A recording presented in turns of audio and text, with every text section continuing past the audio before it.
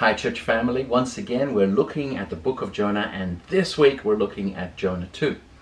And I want to focus on that last section of what Jonah talks about, where he's talking about woe to those who sacrifice to idols. See, we need to remember that Jonah had been sent to Nineveh, a big city full of people who worshipped other gods.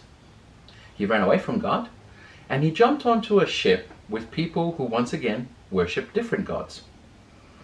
But he himself held the truth of God as a saving God, as a righteous God, as a God that would save him, and was not prepared to share it with others.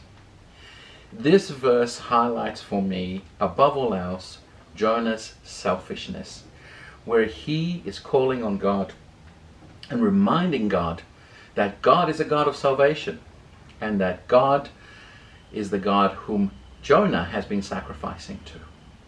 So today we're looking a little bit at sacrifice, and in the Old Testament, particularly in 8th century Judaism, how sacrifice was thought of.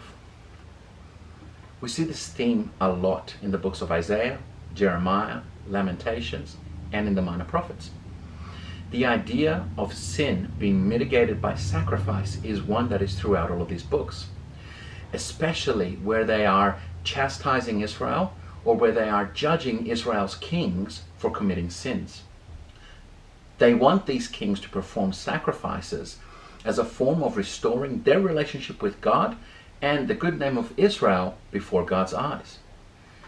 It's good for us to understand this in the context of a paternal-child relation. You see, the prophets were teaching Israel that God is like an angry father, and Israel is like a belligerent child who has done the wrong things.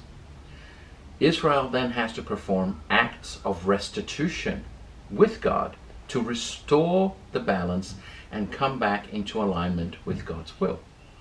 This is what the entire book of Deuteronomy and what the legal system that was in place at the time was all about. And the center of this exercise, the courthouse, if you will, where these balances were sought out, was the temple.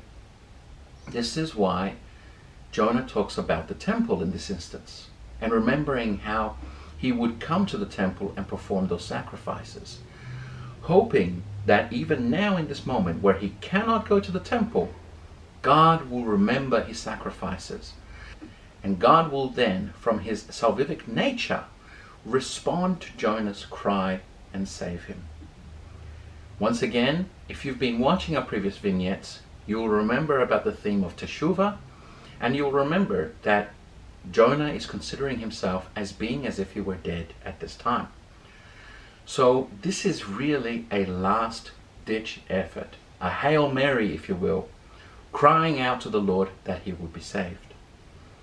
Now, you and I know that at the beginning of Jonah 3, the first thing that God does is he does actually save Jonah. And that even having Jonah being swallowed up by the fish is an act of salvation on God's part. So what we see here is that Jonah understands God's character and nature. And he also knows that this is why God had sent him to Nineveh in the first place, to share God's message of salvation to the people of Nineveh. And with that, we're going to end our little vignette.